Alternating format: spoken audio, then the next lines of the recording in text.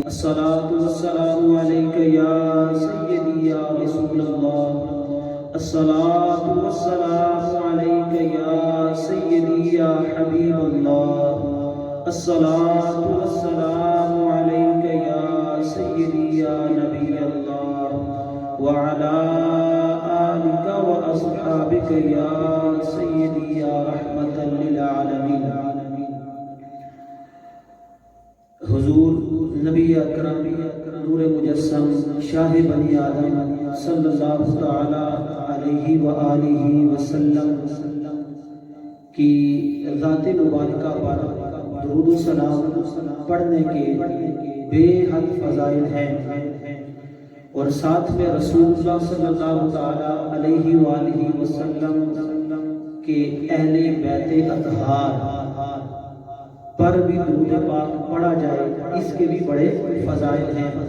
رسول اللہ صلی اللہ تعالی علیہ وآلہ وسلم نے اس کی ترغیب دلائی ہے کہ جب بھی درود پاک پڑھو تو ساتھ میں میری آل پر بھی درود پاک پڑھو۔ آج کی یہ نشست اور آج کی یہ محفل اہل بیت اطہار رضوان اللہ تعالی عنہم اجمعین کے عنوان سے موسوم ہے۔ آج ہم اہل بیت اطہار رضوان اللہ تعالی عنہم اجمعین کے حوالے سے چند ایک باتیں سنتے ہیں۔ رسول اللہ صلی اللہ تعالی علیہ وآلہ وسلم نے ارشاد فرمایا کہ لا تصلوا علیہ الصلاۃ البترا، اے میرے صحابہ تم میری ذات پر نامکمل درود مت پڑھا کرو، نامکمل درود مت پڑھا کرو۔ جب بھی درود پڑھو پورا درود پڑھو، کامل درود پڑھو۔ صحابہ کرام نے عرض کی وَمَا الصَّلَاةُ الْبَتْرَا، اے اللہ کے رسول صلی اللہ تعالی علیہ وآلہ وسلم یہ نامکمل درود کیا ہوتا ہے، ناقص درود کون سا ہوتا ہے اور کامل درود کون سا ہوتا ہے، ہمیں بتا دیا جائے تاکہ ہم ناقص درود کو چھوڑ دیں اور کامل درود پڑھا کریں۔ رسول اللہ صلی اللہ تعالی علیہ وآلہ وسلم نے ارشاد فرمایا تقولون اللہم صلی علی محمد، تم یہ کہو کہ اے اللہ محمد صلی اللہ علیہ وسلم پر درود بے وَتُمْسِكُونَ، اور پھر تم رک جاؤ، اپنی زبانوں کو روک لو، اس کے آگے کچھ نہ کہو۔ یہ جو درود ہے یہ نامکمل درود ہے۔ رسول اللہ صلی اللہ علیہ وسلم نے فرمایا اے میرے صحابہ بلکہ تم یوں کہو اللہم صلی علی محمد وعلی آل محمد، کیا کہو؟ اے میرے اللہ محمد صلی اللہ علیہ وسلم پر درود بھیج اور ساتھ میں آپ کی آل پر درود بھیج۔ تو یوں کامل درود پڑھنے کا حکم ارشاد فرمایا گیا، اور جو ناقص درود ہے اس سے منع کیا گیا۔ مطلب جب بھی درود پاک پڑھو، جب بھی رسول اللہ صلی اللہ تعالی علیہ وآلہ وسلم کی ذات پر صلاۃ و سلام پڑھو تو یاد رکھو اس وقت رسول اللہ صلی اللہ تعالی علیہ وآلہ وسلم کی ذات مبارکہ پر درود پاک صلاۃ و سلام کے ساتھ ساتھ خاص حضور کی آل کے اوپر بھی درود پڑھو، حضور کی اہل بیت اطہار جتنے بھی ہیں ان کے اوپر بھی درود پڑھو۔ آج سے یہ نیت کریں کہ انشاءاللہ جب بھی ہمیں درود پاک پڑھنے کا موقع ملے گا رسول اللہ صلی اللہ تعالی علیہ وآلہ وسلم کی اہل بیت اطہار حضور علیہ السلام کی آل پر بھی درود پاک ہے ہم پڑھا کریں گے۔ اہل بیت اطہار کے عنوان سے آج کی یہ محفل انعقاد پذیر ہے، تو اہل بیت اطہار کے فضائل آپ کے گوش گزار کرتا ہوں مختصر سے وقت کے اندر۔ امید ہے آپ تمام احباب سن کر لطف اندوز ہوں گے۔ رسول اللہ صلی اللہ تعالی علیہ وآلہ وسلم نے ارشاد فرمایا رب تبارک و تعالیٰ نے حضور علیہ السلام سے کہلوایا، اور رسول اللہ صلی اللہ تعالیٰ علیہ وسلم نے کہا، کیا کہا؟ لا اسألکم علیہ اجرا، اے میرے صحابہ میں تم سے اس پر سے مراد کیا ہے؟ اس کی تفسیر کے اندر اگر آپ جائیں تو اس آیت مبارکہ کی جو تفسیر مفسرین کرام نے فرماتے ہیں حضور علیہ السلام جب مکہ سے مدینہ شریف کی طرف ہجرت کر کے آئے، آپ جب تشریف لاتے ہیں مدینہ شریف تو حضور علیہ السلام فقر کی زندگی گزار رہے تھے، غریبوں والی زندگی گزار رہے تھے۔ حضور علیہ السلام کا جو فقر تھا نا، یہ غریبوں والی زندگی، یہ اختیاری تھا، ورنہ آپ نے فرمایا اگر میں چاہوں تو یہ پہاڑ میرے ساتھ سونا بن کر چلے یا سونا بن جائے میرے لیے۔ اگر حضور علیہ السلام چاہتے تو مکہ کے پہاڑ، مدینہ کے پہاڑ آپ کے ساتھ یا آپ کے لیے سونا بن جاتے، وہ آپ کے لیے مال بن جاتے، لیکن رسول اللہ صلی اللہ علیہ وسلم نے یوں کہے، ہم جیسے غریبوں کا دل رکھنے کے لیے یا اپنی امت کے فقراء کو سہارا دینے کے لیے فقر کو اختیار فرمایا اور غربت والی زندگی جس کو ہم کہتے ہیں اس کو اختیار فرمایا، لیکن صحابہ کرام سے رہا نہ گیا۔ روایت میں آتا ہے صحابہ کرام جو انصار صحابہ کرام تھے وہ حضور علیہ السلام کے پاس تشریف لاتے ہیں، آتے ہیں، حاضر ہوتے ہیں اور کچھ مال لے کر آتے ہیں۔ کافی سارا انہوں نے مال جمع کر کے حضور کے پاس لے آتے ہیں اور آ کر عرض کرتے ہیں، اللہ کے رسول صلی اللہ تعالی علیہ وسلم آپ کی وجہ سے ہمیں ہدایت نصیب ہوئی، آپ کی وجہ سے ہماری جان کفر سے چھوٹی، آپ کی وجہ سے ہماری جان گمراہی سے چھوٹی، آپ کی وجہ سے ہم جہنم سے نکل کر جنت کی طرف آ رہے ہیں، آپ کی وجہ سے ہم سعادتوں کی بلندیوں کی طرف جا رہے ہیں، ہمیں دین و دنیا کی سعادتیں نصیب ہو رہی ہیں، لیکن آپ فقر والی زندگی گزار رہے ہیں، آپ غربت والی زندگی گزار رہے ہیں، ہم اپنی طرف سے آپ کو کچھ گفٹ کرتے ہیں، ہم اپنی طرف سے آپ کو کچھ نذرانہ پیش کرتے ہیں، آپ نے ہمارے اوپر جو احسان عظیم فرمایا آپ ہماری طرف سے اس کے عوض میں یہ کچھ حقیر سا نذرانہ قبول کر لیں۔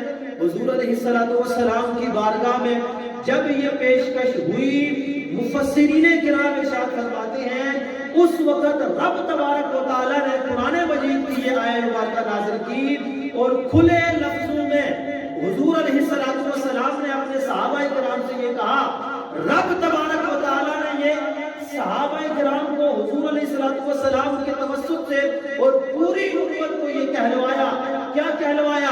گویا کہ حضور علیہ السلام نے ارشاد فرمایا، اے میرے امتیوں، اے میرے صحابہ، اے میرے غلاموں، میں مانتا ہوں کہ میں نے تمہیں کفر کے اندھیروں سے نکالا، میں نے تمہیں گمراہی کے گڑھے سے نکالا، میں نے تمہیں بدبختی کے اندر سے نکال کر سعادتوں کی طرف لایا، میں نے تمہیں سعادت کی دونوں جہاں کی جو سعادتیں ہیں میری وجہ سے تمہیں ملی ہیں، میں نے تمہیں کلمہ بھی پڑھایا، میں نے تمہیں مسلمان بنایا، اب پھر میں تمہیں دین کی باتیں سب سکھا رہا ہوں، تمہاری ترقی کے لیے، تمہارے جنت کی طرف جانے کے لیے میں کوششیں کر رہا ہوں، سب کچھ میں کر رہا ہوں، لیکن مجھے اس کے عوض مال نہیں چاہیے، مجھے اس کے عوض محلات نہیں چاہیے، مجھے اس کے عوض تمہاری یہ جو نذرانہ ہے، یہ دنیاوی جو گفٹ ہے تمہارا، یہ مجھے نہیں چاہیے، یہ تحفے کی مجھے حاجت ہے نہیں ہے، دنیاوی مال کی حاجت نہیں ہے، ہاں لا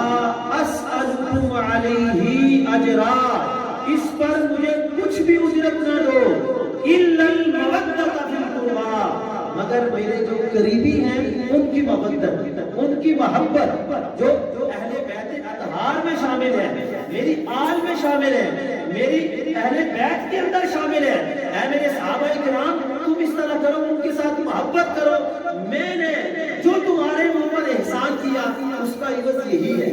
گویا کہ ہم سے اہل بیت اطہار رضوان اللہ تعالی عنہم اجمعین کی محبت کا تقاضا کیا گیا ہے، اہل بیت اطہار رضوان اللہ تعالی عنہم اجمعین کے ساتھ مودت اور آپ کے ساتھ خالص رشتہ کو قائم کرنا، یہ ہمارے دین کے حصوں میں سے ایک حصہ ہے، ہماری ذمہ داریوں میں سے ایک ذمہ داری ہے، ہمارے فرائض میں سے ایک فرض ہے، اس کو ہم نے ہر حال میں نبھانا ہے۔ اور اس کا تقاضا رب تبارک و تعالیٰ نے کیا، رب تبارک و تعالیٰ نے حضور علیہ السلام کی زبان سے امتیوں سے اس چیز کا تقاضا کروایا کہ میری اہل بیت سے محبت کی جائے، ان کے ساتھ مودت کا رشتہ قائم کیا جائے۔ تو آج سے یہ نیت کریں کہ انشاءاللہ العزیز ہم رسول اللہ صلی اللہ تعالیٰ علیہ وآلہ وسلم کی اہل بیت کے ساتھ کامل محبت کریں گے، اور جس طرح کی محبت کرنے کا حق ہے اس حق کو ادا کریں گے۔ ایک روایت سناتا ہوں میں آپ کو، حضور علیہ السلام نے ارشاد فرمایا اتبعوا اولادکم علی ثلاث خصال، اپنی اولاد کو 3 خصلتیں سکھاؤ، 3 صفات تمہاری اولاد کے اندر ہونی چاہیے۔ آج ہم صاحب اولاد ہیں، اولاد والے ہیں، ہر ایک دوسرا تیسرے گھر میں دیکھیں گے کوئی نہ کوئی ایسا بندہ ہوگا جس کے اوپر اولاد کی کچھ نہ کچھ ذمہ داریاں ہیں۔ ان ذمہ داریوں میں سے ایک ذمہ داری حضور نے یہ فرمایا اپنی اولاد کو 3 خصلتیں لازمی سکھاؤ، حبی نبیکم، اپنے نبی کی محبت، وحبی اہل بیتہ، اس کے اہل بیت کی محبت، وتلاوت القرآن، قرآن مجید کی تلاوت۔ یہ 3 چیزیں حضور نے فرمایا کہ میری محبت، اپنے نبی کی محبت، اولاد کو سب سے پہلے یہ سکھانی ہے ہم نے، اس کے بعد اہل بیت کی محبت، اس کے بعد کیا فرمایا؟ قرآن پاک کی تلاوت۔ تو آج کی اس محفل سے یہ پیغام لے کر جائیں کہ ہم نے شان اہل بیت اور حضور علیہ السلام کے اہل بیت کا مقام اور مرتبہ بھی بیان کرنا ہے، ساتھ میں آپ کے ساتھ سچی محبت اور قرآن پاک کی تلاوت بھی کرنی ہے۔ تو حضور علیہ السلام کے اہل بیت کی جو محبت ہے یہ ہمارے ایمان کا حصہ ہے۔ دیکھیں اگر اہل بیت اطہار رضوان اللہ تعالیٰ عنہم اجمعین کی ذات کے ساتھ محبت نہ کی جائے، آپ کی ذات کے ساتھ محبت نہ کی جائے، اس صورت میں ہماری نمازیں بھی ضائع ہو جائیں گی، ہمارے روزے بھی ضائع ہو جائیں گے، ہماری عبادات بھی ضائع ہو جائیں گی۔ جی حدیث مبارکہ المستدرک للحاکم کی حدیث مبارکہ ہے، المعجم للطبرانی کے اندر بھی حدیث مبارکہ موجود ہے، اس کے علاوہ دیگر کئی مسترد حدیث کی کتب ہیں جن کے اندر یہ حدیث مبارکہ موجود ہے۔ سنیے تو حدیث مبارکہ بڑی معنی خیز ہے، بندے کے رونگٹے کھڑے ہو جاتے ہیں۔ یہ حدیث مبارکہ اس میں ہم سے تقاضا کیا کیا گیا ہے، مطالبہ کیا کیا گیا ہے، اور وہ بندہ جو حضور کی اہل بیت کے ساتھ محبت نہیں رکھتا، بغض رکھتا ہے، دشمنی رکھتا ہے، اس کا انجام کیا بیان کیا گیا۔ سنیے حضور علیہ السلام نے ارشاد فرمایا، بخاری شریف کے اندر بھی یہ روایت غالباً موجود ہے، آپ فرماتے ہیں فلو انا رجلا، اگر کوئی شخص ہو صفنا بین الرکن والمقام، وہ رکن اور مقام سے مراد مقام ابراہیم، رکن سے مراد حجر اسود، اس کے درمیان والی جگہ بیت اللہ شریف، مسجد حرام شریف، وہاں پر موجود ہو، آپ نے کیا فرمایا؟ وہاں پر بھی کون سی جگہ پر موجود ہو؟ حجر اسود اور مقام ابراہیم کے درمیان، ان دونوں جگہ کے درمیان موجود ہو، اور موجود ہو صرف بیٹھا نہ ہو، آپ نے فرمایا سفنا، اس نے وہاں پر اپنا مصلی بچھایا ہوا، وہاں پر رب کی عبادت کیے جا رہا ہو، فرمایا فصاما وصلا، وہ روزے دار بھی ہو، وہ نمازیں بھی پڑھ رہا ہو، اس کی زندگی کیسے گزرے؟ بیت اللہ شریف کے اندر، اور وہاں پر صرف کسی طرح بیٹھ کر زندگی نہیں گزار رہا، وہاں پر وہ نمازیں بھی پڑھ رہا ہے، وہاں پر وہ روزے بھی رکھ رہا ہے، وہ عبادت کے اندر رب تبارک و تعالیٰ کی عبادت میں تمام کے تمام لمحات گزار رہا ہے۔ آپ کو پتا ہے وہ جگہ اتنی بابرکت جگہ ہے، اتنی مقدس جگہ ہے، اور گناہوں کو دھونے والی جگہ ہے، بڑے سے بڑا مجرم بھی وہاں پر جائے، بڑے سے بڑا گناہگار بھی وہاں پر جائے، چند لمحوں کے لیے وہاں پر بیٹھے، رب تبارک و تعالیٰ سے پختہ توبہ کرے، سچی توبہ کرے، تو اس کا مقام اور اس کا مرتبہ رب تبارک و تعالیٰ اگر چاہے تو چند ہی لمحات کے اندر اس کو ابرار کی صف میں لکھ دیتا ہے۔ ماشاءاللہ عز و جل ہماری محفل میں رونق افروز ہوئے ہمارے اس خطہ کوثر کی جانی پہچانی شخصیت جناب حضرت علامہ مولانا مبارک انجم صاحب، میں دل کی اتھاہ گہرائیوں سے آپ کا شکریہ ادا کرتا ہوں۔ آپ احباب توجہ میری طرف رکھیں، اس روایت کے اوپر غور کریں۔ کیا روایت ہے؟ وہ شخص کہاں بیٹھا ہوا ہے؟ وہ شخص بیت اللہ شریف کے صحن میں ہے، اور کیا فرمایا حضور نے؟ وہ بیت اللہ شریف کے صحن میں مقام ابراہیم اور حجر اسود کے درمیان ہے، اور وہاں پر اپنا وقت نہیں گزار رہا، وہاں پر وہ نمازیں پڑھ رہا ہے، وہاں پر وہ روزے رکھ رہا ہے۔ حضور علیہ السلام ارشاد فرماتے ہیں لقی اللہ، وہ اللہ تبارک و تعالیٰ سے پھر ملاقات کرتا ہے، مطلب وہ اسی حال میں اس دنیا سے چلا جاتا ہے۔ کون سی حالت کے اندر؟ اس حال میں کہ بیت اللہ شریف کے اندر موجود ہے، مقام ابراہیم اور رکن یعنی حجر اسود کے درمیان، وہاں پر نمازیں روزہ کرتے کرتے اس دنیا سے رخصت ہو جاتا ہے، رب سے ملاقات کرتا ہے۔ لیکن آپ نے فرمایا وَهُوَ مُبْغِضٌ لِأَهْلِ بَيْتِ مُحَمَّدٍ صلی اللہ تعالی وسلم، اس کی حالت یہ ہوتی ہے کہ وہ اہل بیت اطہار سے بغض رکھتا ہے۔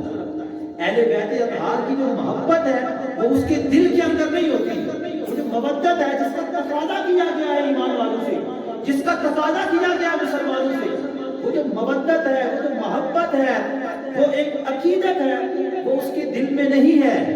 آپ نے فرمایا دخل النار، اس کا انجام یہ ہے کہ رب تبارک و تعالیٰ اس کو جہنم میں داخل فرما دیتا ہے۔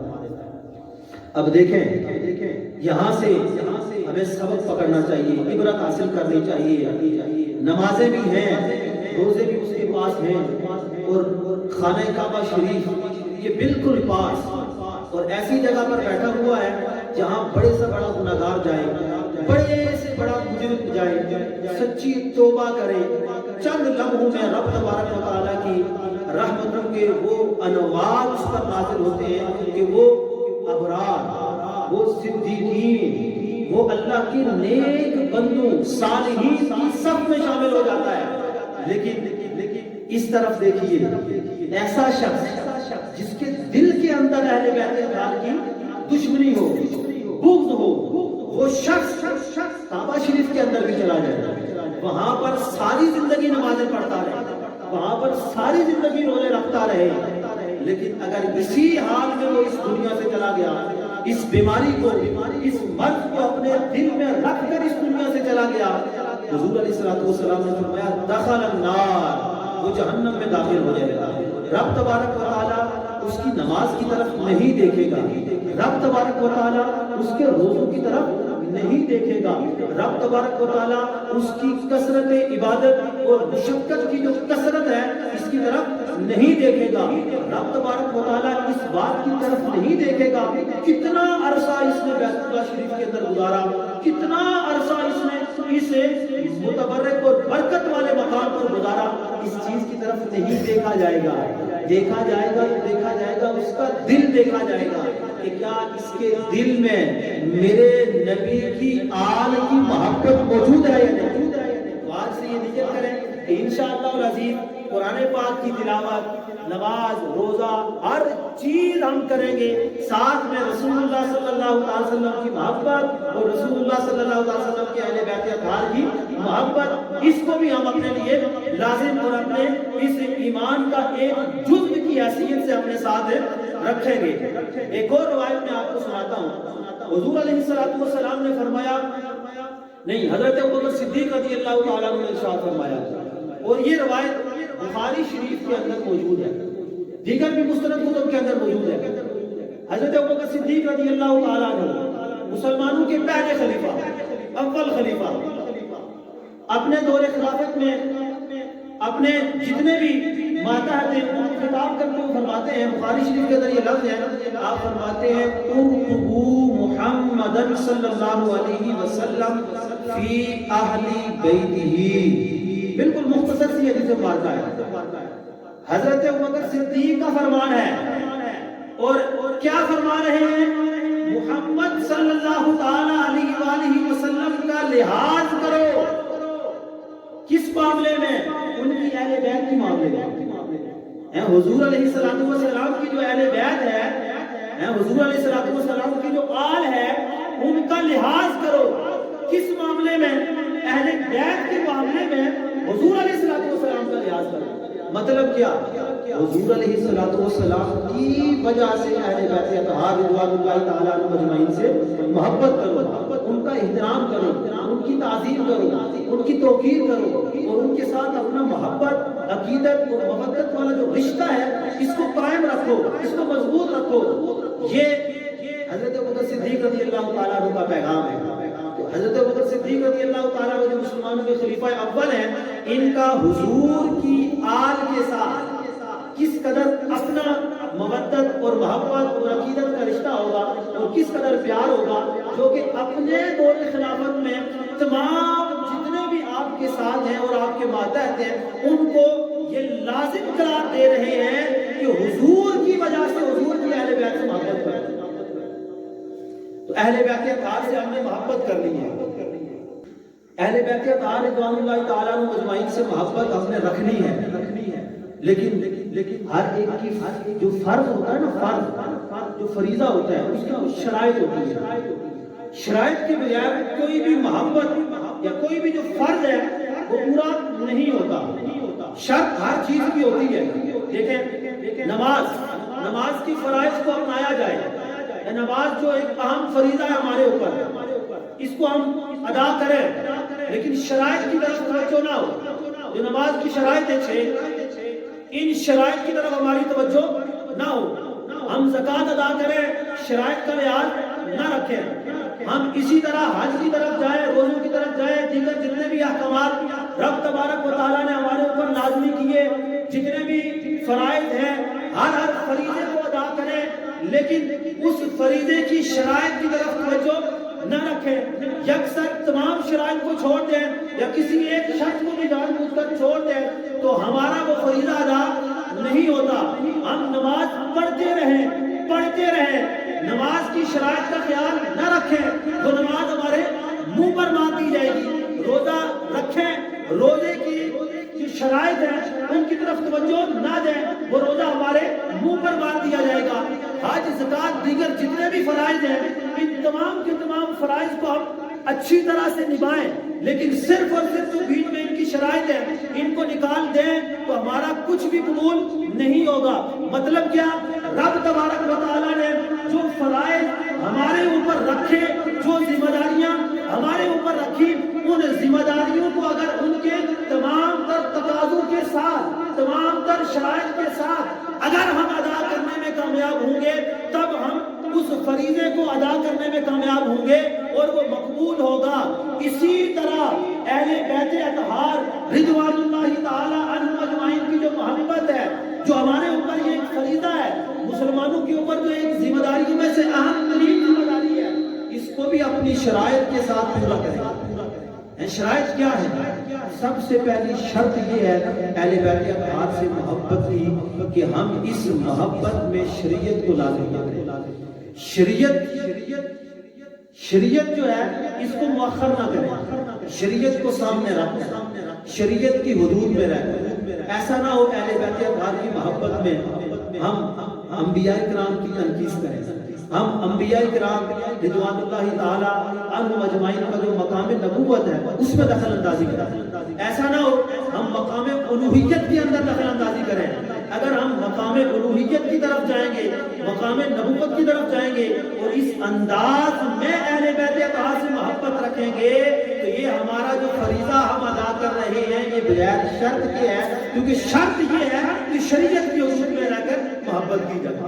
تو یہ ہماری جو محبت ہے یہ پھر محبت وہی محبت ہوگی جو جہنم کی طرف لے کر جائے گی. اعلیٰ حضرت امام احمد رضا خان علیہ رحمہ نے کیا فرمایا تھا؟ آپ نے فرمایا مولا علی رضی اللہ تعالی عنہ آپ وہ ہستی ہیں کہ آپ کے بغض اور آپ کے حسد اور آپ کے ساتھ عداوت کی وجہ سے ناصبی اور خارجی جہنم میں گئے اور آپ ہی کے ساتھ محبت کرنے کی وجہ سے رافضی جہنم کی طرف چلے گئے. تو ایسا نہ ہو، ہم محبت تو کریں، ہم اہل بیت اطہار رضوان اللہ تعالیٰ عنہم اجمعین کا نام تو لیں، لیکن یہ فریضہ بغیر شرط کے ادا کر رہے ہیں اور حضرت علی کی محبت میں جہنم کی طرف جا رہے ہیں، اہل بیت اطہار کی محبت میں جہنم کی طرف جا رہے ہیں۔ تو ایسا بالکل بھی نہیں ہونا چاہیے۔ ہم نے اہل بیت اطہار سے محبت کرنی ہے تو تمام تر شرائط کے ساتھ، شریعت جن چیزوں کو لازم قرار دیتی ہے ان کے ساتھ، ورنہ ہم رفض زدہ محبت کے قائل نہیں ہیں، ہم کاروباری محبت یا کالی محبت کے قائل نہیں ہیں۔ ہم نے اہل بیت اطہار کے ساتھ محبت کرنی ہے، وہ محبت جو سنیوں والی محبت ہے، جو اعلیٰ حضرت علیہ الرحمہ ہم سنیوں کو دے کر گئے ہیں، اس محبت کے ساتھ ہم اہل بیت اطہار رضوان اللہ تعالیٰ عنہم اجمعین کا نام لیں گے، آپ کی شانیں پڑھیں گے، آپ کے فضائل کو گنوائیں گے، تب جا کر ہم کامیاب ہوں گے۔ اور دوسری شرط کیا ہے؟ دوسری شرط یہ ہے، علماء فرماتے ہیں کہ محبت کی جائے اہل بیت کے ساتھ تو اہل بیت کی ذات کی وجہ سے نہیں، رسول اللہ صلی اللہ علیہ وسلم کی ذات کی وجہ سے۔ کس کی ذات کی وجہ سے؟ رسول اللہ صلی اللہ علیہ وآلہ وسلم کی ذات کی وجہ سے۔ اگر ہم رسول اللہ صلی اللہ علیہ وسلم کے مقام اور مرتبے کا حیا نہیں کریں گے، اس کا لحاظ نہیں کریں گے، ان کی تعلیمات پر عمل نہیں کریں گے اور اعلیٰ حضرت اور اہل بیت اطہار رضوان اللہ تعالیٰ عنہم اجمعین کی محبت کا دعویٰ کریں گے، تو یہ دعویٰ بغیر شرط کے ہے، یہ دعویٰ بغیر دلیل کے ہے۔ ابھی آپ کو میں نے ابو بکر صدیق کا فرمان سنایا، کیا فرمایا تھا؟ اہل بیت اطہار کے معاملے میں حضور علیہ السلام محمد صلی اللہ علیہ وسلم کی رعایت کرو۔ اصل رعایت کس کی ہے؟ اصل وجہ کس کی ہے؟ اصل جو ہماری نگاہوں کا مرکز ہے، ہماری فکر کا جو محور ہے، وہ کیا ہے؟ وہ حضور کی ذات ہے۔ حضور ہی کی ذات کی وجہ سے ہم اہل بیت اطہار سے محبت کرتے ہیں۔ جو حضور کی ذات کا ہوگا اس کے ساتھ محبت ہوگی، جو حضور کی ذات کا نہیں اس کے ساتھ محبت ہے نہیں۔ تو حضور علیہ السلام اصل جو چیز ہے وہ حضور علیہ السلام کی ذات ہے۔ تیسری جو شرط علماء کرام نے فرمائی، وہ فرماتے ہیں کہ اہل بیت اطہار کی محبت میں کسی بھی اور ہستی کی، وہ ہستی جو اہل سنت و جماعت ان کے نزدیک معتبر ہو، مستند ہو، صحابہ کرام میں سے ہو یا دیگر اولیاء اعظام میں سے ہو، ان کی توہین نہ کی جائے، ان کی تنقید نہ کی جائے، ان کے حوالے سے کوئی کمزور بات نہ کی جائے۔ تو یہ تین شرطیں آج کی نشست میں آپ کے سامنے بیان کر رہا ہوں۔ شریعت، پھر مودت، شریعت اور اس مودت کے اندر حضور کی جو اصل وجہ ہے اس کو سامنے رکھنا، حضور کی ذات کو، اور پھر ساتھ یہ کہ کسی اور کی بھی توہین اور تنقید نہ کرنا۔ اگر ان تینوں چیزوں کو سامنے رکھ کر اہل بیت اطہار رضوان اللہ تعالیٰ عنہم اجمعین کے ساتھ ہم محبت کریں گے تو یقین مانیں اس محبت کا صلہ بھی پھر ملے گا، پھر ہمارا بیڑا بھی پار ہو جائے گا۔ حضرت نے فرمایا تھا نا کہ اہل سنت کا ہے بیڑا پار، اصحاب حضور نجم ہے اور ناؤ مطرت رسول اللہ کی۔ میں اپنے انہی الفاظ کے ساتھ اپنے آج کی جو گفتگو ہے اس کو اختتام پذیر کرتا ہوں کہ بے عذاب و عتاب و حساب و کتاب تا ابد اہل سنت پہ لاکھوں سلام، واخر دعوانا